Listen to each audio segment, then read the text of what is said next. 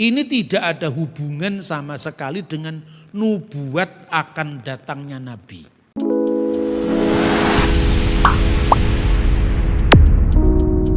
Shalom saudaraku yang dikasihi oleh Tuhan Yesus Kristus.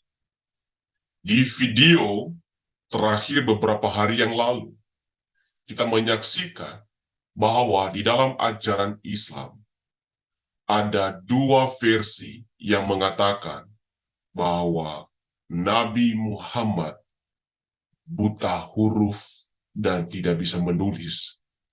Dan kelompok yang lain mengatakan tidak, Nabi Muhammad itu tidak buta huruf alias bisa membaca dan bisa menulis. Dan mereka mengungkapkan alasan-alasan yang mendukung pemahaman mereka. Aku menolak nabi yang buta huruf. Nggak mau aku punya nabi buta huruf. Untuk apa? Orang buta huruf kok dijadikan nabi? Kalau ditanyakan kepada saudara kita Kristen dan Katolik, ditanya aja, kitab ini isinya kitab mereka ini. Emang ada nabimu yang buta huruf? Yang diberikan kitab. Kitab itu diberikan kepada nabi atau kepada umat? Nabi. Ada nabimu yang buta huruf sampai kitab diberikan oleh Jibril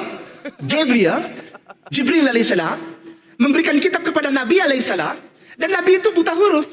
Dia bilang nggak ada, Gabriel nggak ada, Nabi semua orang hebat, bahkan penulis. Terus kamu katakan dia buta huruf, itu logikanya kemana gitu loh? Dan kamu menikmati itu setiap kali kamu mengatakan Nabi buta huruf. Patona, oh patona itu tidak mesti harus bisa baca tulis. Oh orang yang buta huruf itu juga bisa dikatakan patona, begitu. Kok nggak jijik ya dengan argumentasi seperti itu? Oleh sebab itu kita belajar apa maksud sebenarnya dari Yesaya 29 ayat 12 itu yang mengatakan, dan apabila kitab itu diberikan kepada seorang yang tidak dapat membaca dengan mengatakan, baiklah baca ini, maka ia akan menjawab, aku tidak dapat membaca.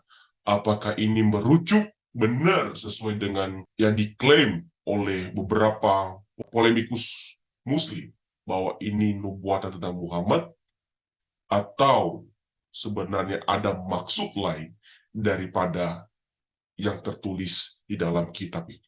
Mari kita belajar bersama-sama dari hambanya Dr. Bambang Nursena.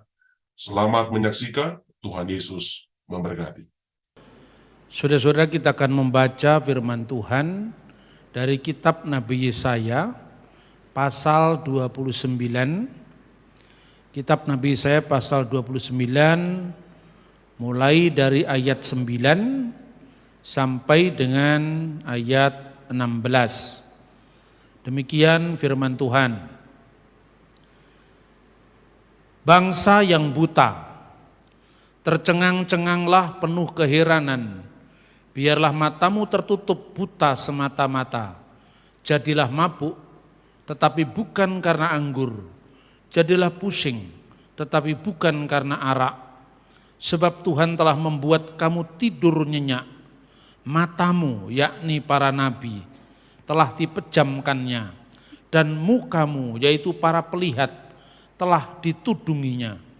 Maka bagimu penglihatan dari semuanya itu seperti isi sebuah kitab yang termaterai.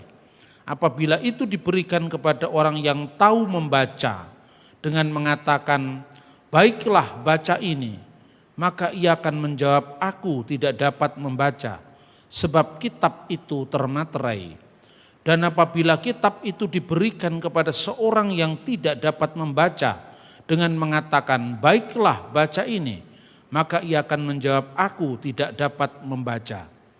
Dan Tuhan telah berfirman, oleh karena bangsa ini datang mendekat dengan mulutnya dan memuliakan aku dengan bibirnya, padahal hatinya menjauh daripadaku, dan ibadahnya kepadaku hanyalah perintah manusia yang dihafalkan.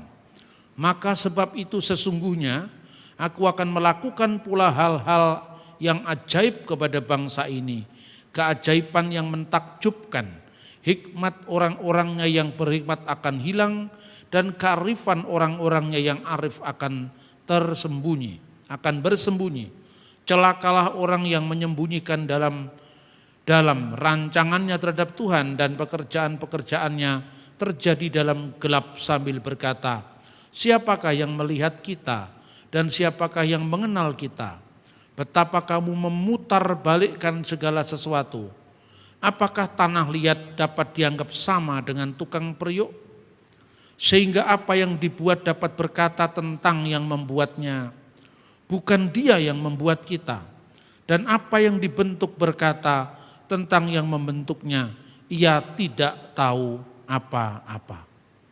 Saudara-saudara yang terkasih di dalam Tuhan, sebagaimana tadi kita membaca kitab Kidung Agung pasal 5 ayat 16 yang disalahpahami oleh orang non-Kristen yang ditafsirkan sebagai nubuat akan datangnya nabi akhir zaman, maka ayat ini juga sering disalahpahami oleh mereka dan ditafsirkan sebagai nubuat akan kedatangan nabi yang buta huruf.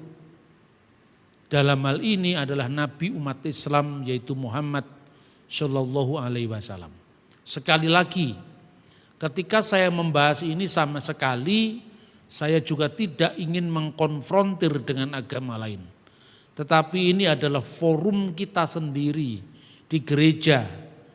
Berhak dong kita menyampaikan perspektif kita sendiri kepada orang-orang Kristen karena ayat ini sering dicomot untuk kepentingan dakwah agama lain, maka kita mesti mempertanggungjawabkan kepada intern kita sendiri apa sebetulnya makna ayat ini bagi kita dan bagaimana kita melihat deskripsi sejarahnya yang panjang.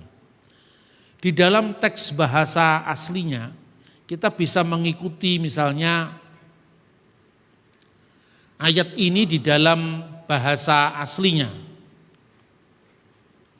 Ya, maka bagimu penglihatan dari semuanya itu seperti isi sebuah kitab yang termaterai. Apabila itu diberikan kepada orang yang tahu membaca dengan mengatakan baiklah baca ini, maka ia akan menjawab aku tidak dapat sebab kitab itu termaterai. Konteksnya ayat ini bila kitab itu dibaca oleh orang yang tahu membaca. Tapi kemudian ayat 12 ya, dan apabila kitab itu diberikan kepada seorang yang tidak dapat membaca dengan mengatakan baiklah baca ini, maka ia akan menjawab aku tidak dapat membaca. Nah, teks ini kemudian diartikan, nah tentu di otak-atik gathuk ya. Ini adalah menubuatkan kedatangan nabi akhir zaman yaitu Nabi Muhammad ketika menerima wahyu di Gua Hira katanya. Karena dalam teks ini bahasa Ibrani juga kata kara. Kara itu bacalah. Kara nazeh. Bacalah ini. Ve amar yadati seper. Saya buta huruf, saya tidak tahu kitab, kira-kira seperti itu. Sefer itu adalah kitab. Nah, dalam Alkitab terjemahan bahasa Arab juga digunakan kata-kata iqra' hadza. Nah, kalau itu di otak-atik yang itu menarik.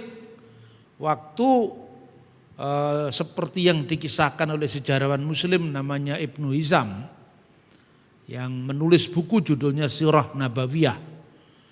Ketika Muhammad itu ada di Gua Hira, ditemui oleh sosok malaikat ya, kemudian disuruh membaca. Bunyinya juga bacalah Iqra. Lalu Muhammad menjawab ma'ana biqori. Ma'ana biqori, aku tidak membaca. Sampai 3 kali kemudian didiktekan oleh malaikat itu Iqra bismi rabbikal ladzi khalaq. Khalaqal insana min 'alaq dan seterusnya. Bacalah dengan nama Tuhanmu yang menciptakan. Nah, saudara-saudara mirip sekali. apakah kemiripan ini kemudian dijadikan landasan bahwa orang yang dinubuatkan dalam teks ini adalah Nabi Muhammad? Baik, kita akan membaca teks aslinya ya di dalam bahasa Ibrani. Watehi lahem hazud hakol bedibre hasefer hekatum yitanu oto el yude alimor kara nazeh vi amar lo ukal. Kira-kira teks ini kalau diberikan kepada orang yang tahu membaca, baiklah baca ini, kara nazeh, bacalah teks ini. Maka jawabnya, aku tidak dapat membaca karena apa? Karena kitab itu tertutup, termaterai. Nah, kata katum, kotam, itulah yang disebut materai. Makanya ada ungkapan kutmata dalam bahasa Aram. Kita ingat juga kemarin saya sampaikan bahwa seorang pendiri agama Manikianisme yang dikenal dengan Nabi Mani, kitabnya adalah Evangelion de Mani, itu pada abad ketiga. Mendirikan agama yang namanya Dinanuhra, menyebut dirinya bahwa dia adalah penutup nabi-nabi, kutmata de nabiyye, atau penutup rasul-rasul atau materai rasul-rasul, yang dikenal the seal of the apostle.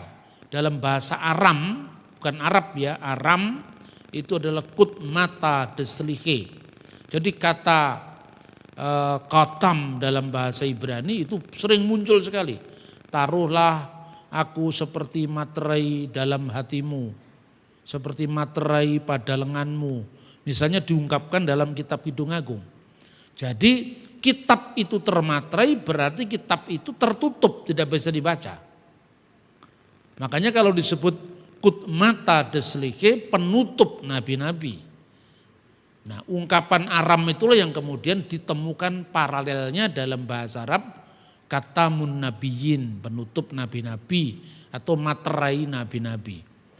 Itu digambarkan tentang apabila diberikan ibarat itu kitab itu enggak bisa dibaca karena apa? Bagi orang sekalipun dia bisa membaca karena kitab itu tertutup.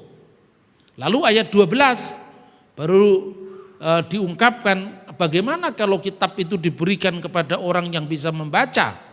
Maka wanitan haseper al asyar lu yadak sefer, apabila diberikan kepada orang yang tahu sefer, tahu kitab, tahu tulisan, lemor dengan dikatakan kara nazeh, ya kalau Arabnya ikhra ada, bacalah itu, fi amar, maka jawabnya yadati sefer, saya tidak kenal kitab, saya tidak bisa membaca. Ini tidak ada hubungan sama sekali dengan nubuat akan datangnya Nabi.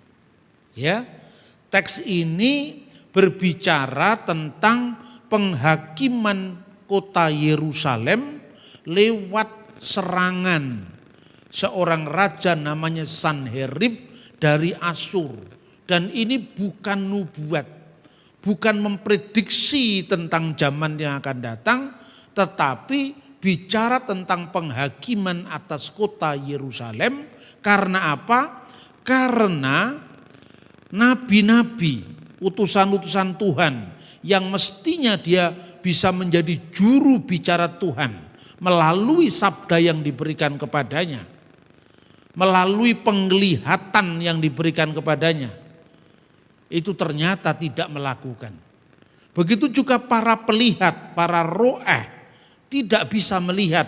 Maka dalam ayat 10 dikatakan, sebab Tuhan telah membuat kamu tidur nyenyak. Siapa yang dikatakan kamu tidur nyenyak? Itu matamu, yakni para nabi. Para nabi-nabi yang tidak sejati. Para nabi-nabi yang muncul di kalangan orang-orang Yehuda tetapi sesungguhnya hanya menggunakan profesi rohani itu untuk tidak sesuai perbuatan mereka dengan apa yang dirancangkan Tuhan. Makanya matamu, yakni mata para nabi, telah dipejamkannya, telah dipejamkan oleh Tuhan. Dan mukamu, karena kalau melihat kan pakai muka ya, muka. Itu pun para pelihat, para roeh itu dalam bahasa aslinya telah ditudunginya, telah ditutupinya. Karena apa?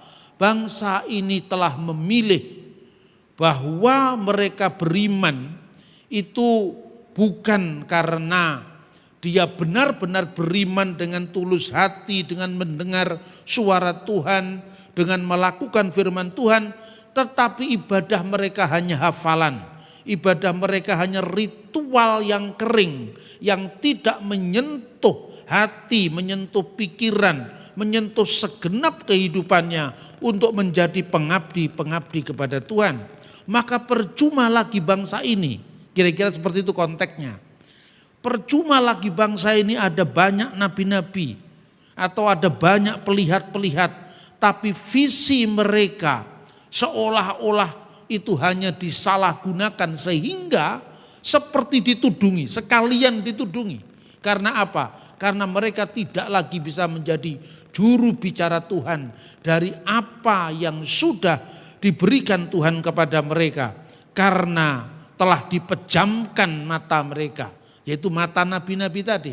Atau karena telah ditudungi muka mereka sehingga roeh atau para pelihat tidak bisa melihat lagi kebenaran. Nah, karena itu baru ayat 11 dikatakan, maka bagimu penglihatan atas semuanya itu yang diberikan Tuhan itu seperti sebuah kitab yang termaterai, kitab yang digembok, kitab yang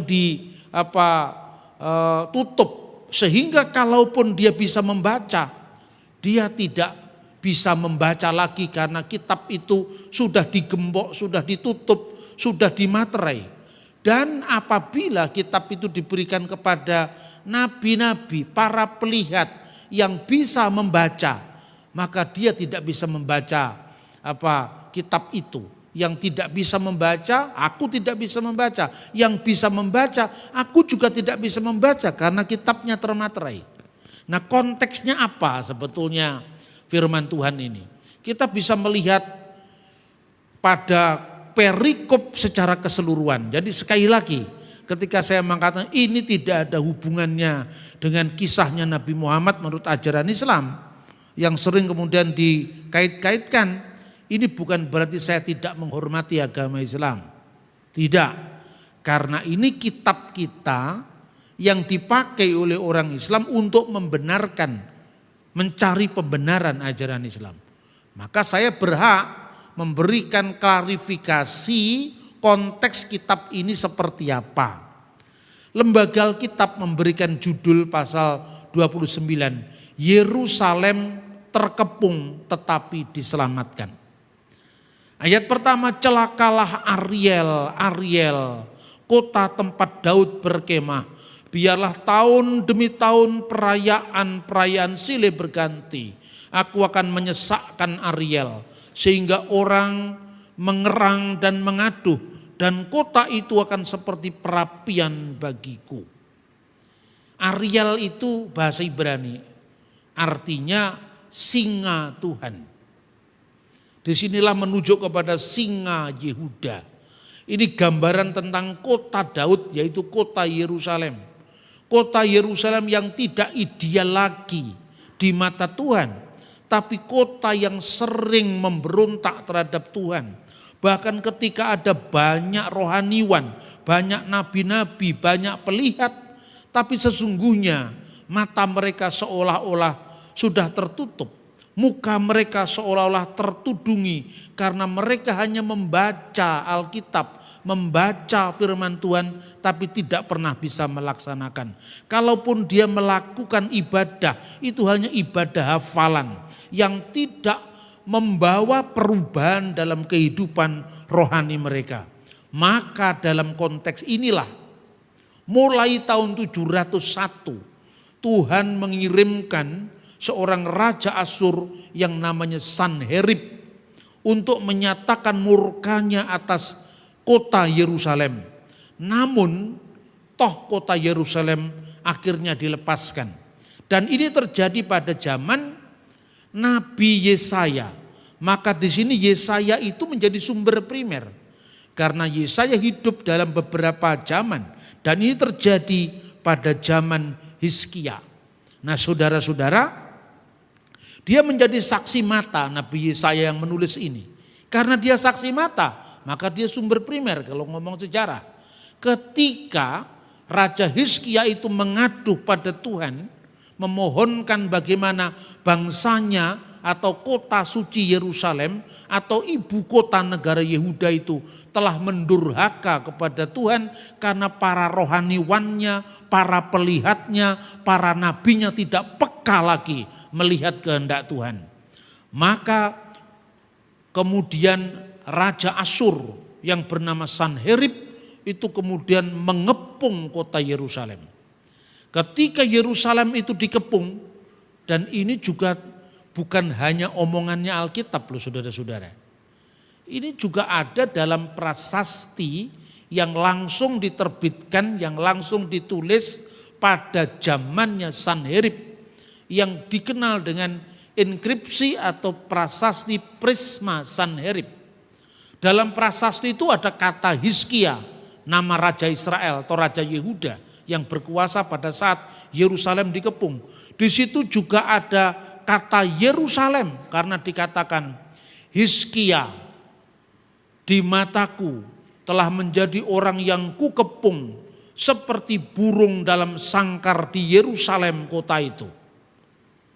Inilah kesombongan atau ungkapan dari Raja Sanherib yang kemudian muncul dalam prasasti yang dikenal dengan prasasti Sanherib atau Prisma Sanherib. Karena bentuk prasasti itu seperti prisma begini, tertulis dalam bahasa Akadia.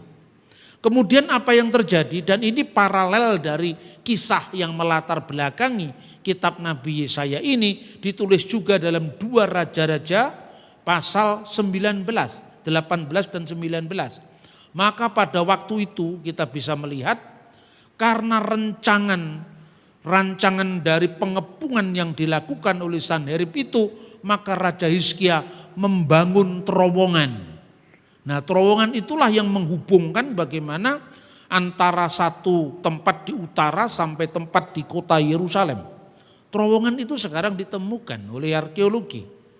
Kalau Anda mengunjungi Israel yang disebutkan kota lama dari Raja Daud, di situ dibuat ada terowongan air di dalam itu. Dan rupanya terowongan itu untuk menyediakan persediaan air ketika nanti kalau misalnya Sanherib benar-benar telah mengepung kota Yerusalem. Bapak Ibu sekalian, sebelum melanjutkan menyaksikan video ini, jangan lupa untuk subscribe, like, komen, dan share kepada semua saudara kita di semua sosial media kita supaya video ini boleh jadi berkat. Tetapi karena pertobatan dari bangsa Yehuda, sekalipun nabi-nabi atau para rohaniwan atau para pelihatnya yang bisa diberikan visi oleh Tuhan tidak bisa mengemban dari firman Tuhan itu, maka Nabi Yesaya sebagai pendamping dari sang raja Yehuda itu selalu memberikan hal-hal yang bersifat rohaniah untuk bagaimana membaca secara peka kehendak Tuhan. Makanya 2 Raja-Raja 18 dan 19 paralel dengan Yesaya pasal 29 yang kita baca sekarang. Jadi Yesaya pasal 29 itu menceritakan bagaimana kebobrokan para tokoh agama yang disebut para nevim, para nabi dan para para pelihat itu.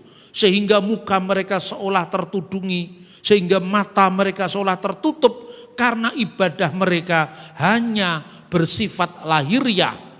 Nah itulah bencana yang diancamkan kepada Ariel, yaitu singa Allah yang melambangkan kota Yerusalem. Nah saudara-saudara, Di dalam 2 Raja-Raja 19 ayat 35 itu diceritakan ketika bangsa itu kemudian mengadu kepada Tuhan. Selain dia melakukan usaha untuk bagaimana nantinya kalau serangan Sanherib itu akan tiba di kota Yerusalem, dibangun terowongan itu. Dan kita juga menemukan prasasti di sana yang disebut sebagai prasasti Siloam. Prasasti itu menceritakan kejadian ini. Jadi sekarang jelas Alkitab itu bukan sekedar buku yang diklaim sebagai wahyu tanpa bukti atau tanpa konfirmasi dengan sumber-sumber sejarah yang sejaman. Bahkan prasasti yang dikenal dengan prasasti kolam Siloam yang menceritakan bagaimana Raja Hizkia untuk membangun terowongan air itu sampai sekarang masih bisa dilihat di Yerusalem. Bahkan dari pihak yang menyerang Yerusalem, yaitu Raja Sanherib, juga menerbitkan prasasti yang dikenal dengan prasasti Prisma Sanherib, yang diawali dari kata-kata bahwa Hizkia telah ditawan seperti burung dalam sangkar di Yerusalem. Tetapi Tuhan berjanji, Yerusalem dikepung tapi terluput. Karena apa? Karena doa-doa orang yang masih benar, sekalipun sebagian dari kota itu mendurhaka kehendak Tuhan. Dan itu dicatat saudara-saudara dalam Raja-Raja pasal 19 ayat 35. Di mana Tuhan mengirimkan malaikatnya dan 185.000 tentara Asyur itu dibunuh. Nah sekarang bagaimana cara malaikat membunuh orang Asyur itu? Itu kan? Maka kadang-kadang catatan dalam Alkitab perlu dicari paralelnya dengan sejarah sekuler. Dan tentang tewasnya prajurit Asyur ini tidak hanya Alkitab yang menceritakan. Dalam bahasa Alkitab, bahasa rohani Alkitab, malaikat telah datang menumpas 185.000 orang Asyur.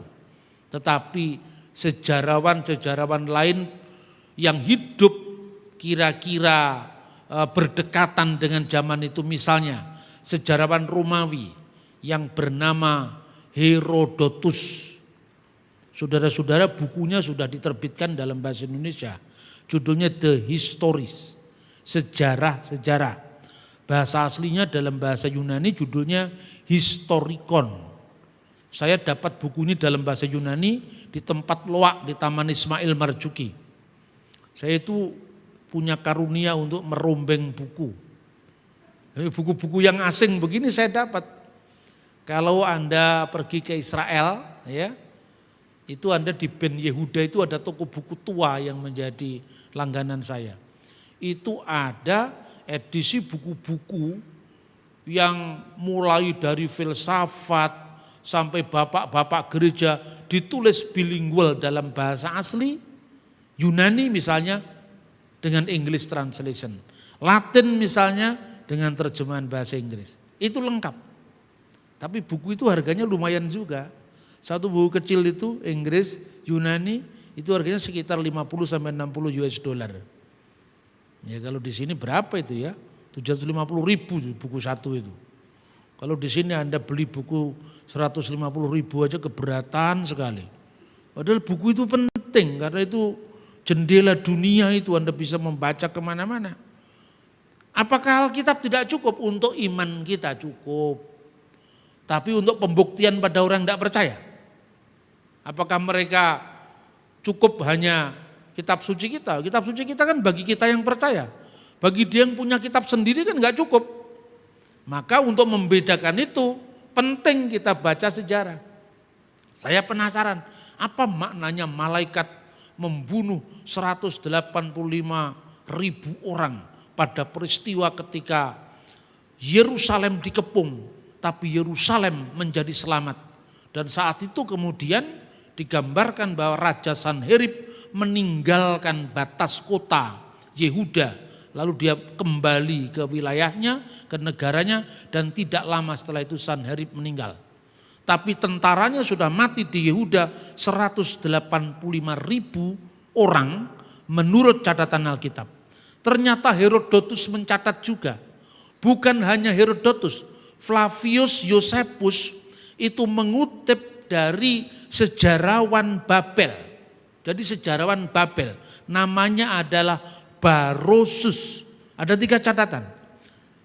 Yang paling lama itu adalah sejarawan Herodotus, sejarawan Roma, lalu sejarawan Barosus dari Babel, dan sejarawan Yahudi yang bernama Flavius Josephus.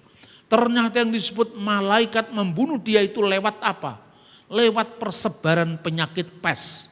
Karena banyak tikus-tikus yang kemudian gak tahu datangnya dari mana, tiba-tiba menimbulkan wabah penyakit, katanya Barosus. Wabah penyakit pes, kata Herodotus. Seolah-olah Tuhan bekerja melalui malaikat yang dikirimkan itu, mengirimkan banyak tikus yang di situ. Kemudian tikus-tikus itu menyebarkan wabah penyakit. Dan tentara-tentara asing yang berkemah untuk menyerang Yerusalem itu meninggal. Dan saat itu Yerusalem diselamatkan Tuhan dari serangan bangsa Asyur, khususnya dari Sanherib. Nah, karena apa? Itu tadi kritiknya. Karena bangsa ini hanya melayani Tuhan dengan bibirnya. Apa yang mereka lakukan itu hanya ibadah hafalan yang tidak tulus dari hatinya, sehingga tidak ada dampaknya pada kehidupan rohani masyarakat Yerusalem yang disindir dengan kata Ariel, Ariel. Wahai singa Allah yang perkasa, wahai kota Daud yang hebat, di mana kehebatanmu dulu? Di mana kehebatan kalian sebagai singa-singa Allah? Nyatanya para rohanianmu sekarang hanya seolah-olah melaksanakan ritual tanpa masuk dalam roh dan kebenaran. Ibadah yang hanya lip service, ibadah yang hanya dihafalkan, dan itu sama sekali tidak mengubah perilaku kehidupanmu sehari-hari. Bahkan kehadiran seorang nabi-nabi, kehadiran para nabi-nabi, kehadiran para pelihat, mukanya seolah ditudungi, matanya seolah ditutup. Dan itu digambarkan mereka itu sudah tidak berubah. Ibarat kalau itu kitab dibukakan kepadanya dan orang itu bisa membaca, maka tetap saja enggak dibaca. Karena apa? Kitab itu sudah dimaterai. Itu kan paralel dengan kata-kata sudah ditudungi, seperti mata yang sudah ditudungi, seperti muka yang sudah ditudungi, seperti mata yang sudah ditutup. Dan itu pun kalau bisa dibaca oleh orang yang bisa membaca, kitabnya tertutup. Kalau dia tidak bisa membaca, artinya dia sudah buta nalar, artinya dia sudah tidak mengerti, tidak peka terhadap Sefer Elohim, terhadap buku-buku suci dari Tuhan, terhadap firman-firman Tuhan. Itulah yang diumpamakan dari ayat 11 dan ayat 12. Ayat 12 itu kalau orang tidak bisa membaca, dia mengatakan aku tidak bisa membaca. Kalau dia orang bisa membaca, kitab itu menjadi tertutup. Jadi sekali lagi, tidak ada hubungan sama sekali dengan apa yang ditafsirkan sebagai Nabi Muhammad. Nah, saudara-saudara yang terkasih di dalam Tuhan, maka membaca kitab suci harus melihat konteks, tidak bisa terlepas dari konteks. Dan juga dalam hubungan kita dengan agama lain, dengan umat agama lain, harus dibangun di atas respek terhadap perbedaan. Perbedaan itu bukan berarti permusuhan. Saya menyatakan kebenaran ini karena ini kitab saya, kitab kita, kitab suci kita yang disalahpahami oleh orang luar, yang dimanfaatkan untuk kepentingan orang luar. Tapi sedikit pun saya tidak pernah membenci mereka yang menyalahpahami Alkitab. Justru karena kasih dan kecintaan saya, bukan hanya terhadap kitab suci saya, tapi terhadap jiwa-jiwa yang tidak memahami misi hidupnya, bahkan menggunakan kitabnya orang lain sebagai pembenaran. Maka saya teringat sabda Yesus, ampunilah mereka karena mereka tidak tahu apa yang mereka perbuat. Dan dengan saya sampaikan dengan fakta-fakta bahwa konteksnya teks ini yang disalahpahami, ini betapa kuatnya, betapa clearnya, kalaupun itu tidak meyakinkan mereka, saya sudah memberitakan. Tapi bukti-bukti sejarah kadang-kadang hanya dilihat dengan memicingkan sebelah mata. Tetapi itu tetap tidak boleh kita membuat lemah dalam kita terus menyatakan kebenaran. Bukan hanya kebenaran subjektif apa yang kita imani dan orang lain tidak bisa cross check. Tetapi kebenaran objektif karena apa yang saya sampaikan itu bukan hanya catatannya Alkitab. Coba bisa bayangkan, ini peristiwa terjadi 700 tahun sebelum Masehi. Ketika kemudian bangsa Israel yang di sebelah utara akhirnya ditawan ke Asur. Operasi itu dimulai, operasi militer itu dimulai sudah tahun 701. Kemudian ketika mereka menaklukkan wilayah utara yang di wilayah Samaria, dan bangsa yang di wilayah utara ini yang adalah pecahan dari kerajaan Salomo. Yang di sebelah utara dipimpin oleh Yerobeam yang juga orangnya Salomo, memisahkan diri dari kerajaan Yerusalem yang tinggal diikuti oleh dua suku Israel. Yang disebut suku Yehuda didukung oleh sekelompok kecil suku Benyamin. Yang di sebelah utara diikuti 10 suku karena suku Yusuf itu dihitung dua anaknya. Sementara orang Lewi, karena Lewi tidak diberi tanah pusaka, maka ada yang ikut ke utara, ada yang ikut ke selatan. Karena orang Lewi tidak punya tanah pusaka. Karena orang Lewi menerima persepuluhan dari ke-11 saudaranya itu aturan yang Tuhan tentukan untuk bangsa Israel. Sampai kemudian bangsa utara itu, khususnya bangsa Israel yang di utara tadi, ibu kotanya Samaria, pada zamannya Ahab, pada zamannya Omri, itu benar-benar kejahatan di mata Tuhan. Mulai dari zaman Yerobeam mereka sudah menyembah berhala. Terjadi sinkretisme antara kehidupan iman Yahudi dengan iman bangsa-bangsa lain. Allah yang disembah bangsa Yahudi dicampur, disinkretiskan dengan Dewi Asyera. Makanya dipasanglah patung yang namanya anak lembu dari Dan sampai di Betel. Itu mengulangi kejahatan mereka ketika mereka menyembah anak lembu di padang gurun. Itu pun juga ada prasastinya. Saya kadang-kadang diprotes, Pak Bambang kalau ngomong kok prasasti terus supaya ketok bedane. Iya toh? Bahwa apa yang dikatakan Alkitab itu bukan sekedar keyakinan wahyu yang turun kepada Nabi Yesaya, tidak. Tapi ada bukti sejarahnya. Nah, kebetulan saya seorang pecinta sejarah, begitu saya membayangkan kalau ketemu dengan bentuk prasasti Prisma, Sanherib atau prasasti Selinder Kores Agung, atau prasasti Kuntilet Ajrut, prasasti yang dikenal dengan prasasti Kirbet Elkom. Dua prasasti itu menyaksikan kebenaran Alkitab tentang jatuhnya kerajaan utara dalam penyembahan berhala. Yang di sebelah selatan dipimpin oleh Rahabiam. Rahabiam itu anaknya Salomo. Makanya sebelah selatan ini dalam prasasti-prasasti di luar Alkitab disebut Bet David. Rumah Daud maknanya keluarga Daud, karena ini diteruskan oleh keturunan dari Raja Daud. Itu pun juga dibuktikan misalnya dengan prasasti Teldan misalnya, di mana ada kata-kata Bet David, rumah Daud. Itu luar biasa. Tahun 722 bangsa yang di sebelah utara itu benar-benar takluk, jatuh oleh Asur. Lalu mereka sebagian penduduknya dibawa ke Asur, sebagian penduduknya itu kemudian menikah dengan 5 bangsa. Bangsa Babel, Hamat, Awa, Kuta, Seferwaim.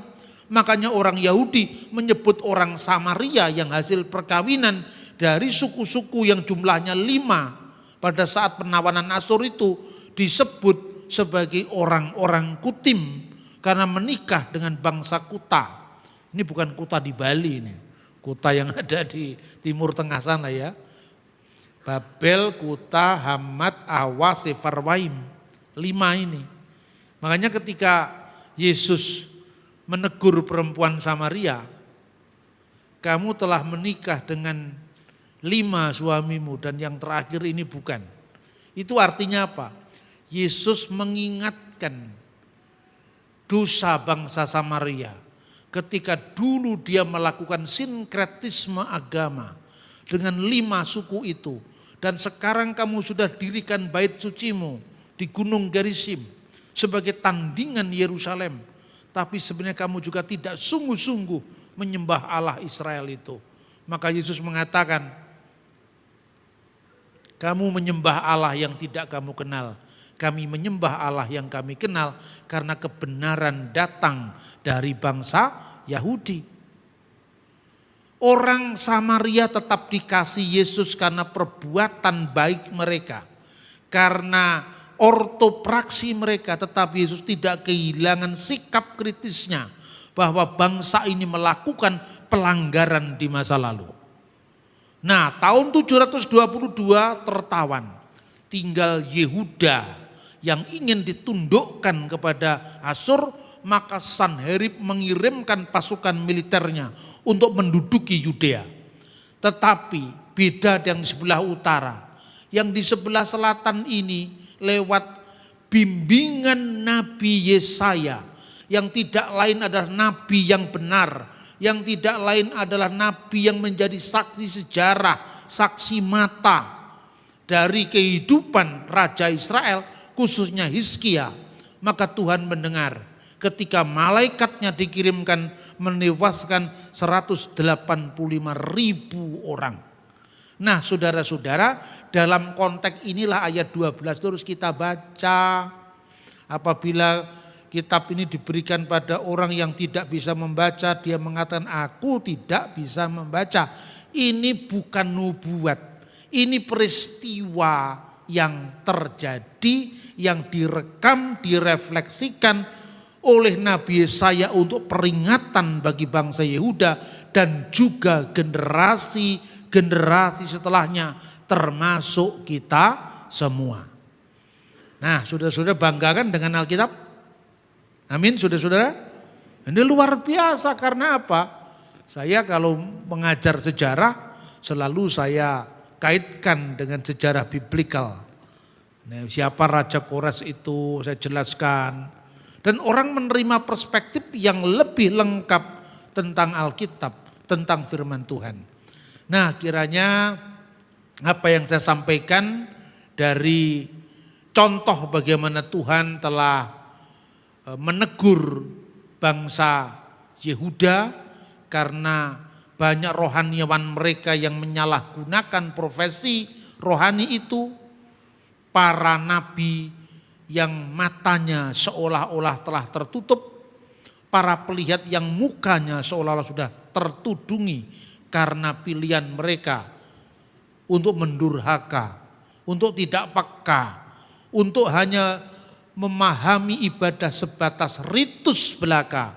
Itu menjadi peringatan bagi gereja kita sekarang. Karena apapun antusiasme rohani itu patut untuk kita hargai. Tetapi jangan-jangan itu hanya menjadi tren. Ini teguran bagi kita. Tuhan tidak menilai rumusan doa kita yang baik, rumusan doa kita yang indah-indah, tetapi ketulusan hati kita.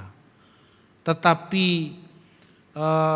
kepolosan seperti seorang anak-anak yang Tuhan Yesus katakan, biarlah anak-anak itu datang kepadaku, karena dialah yang akan memperoleh kerajaan surga.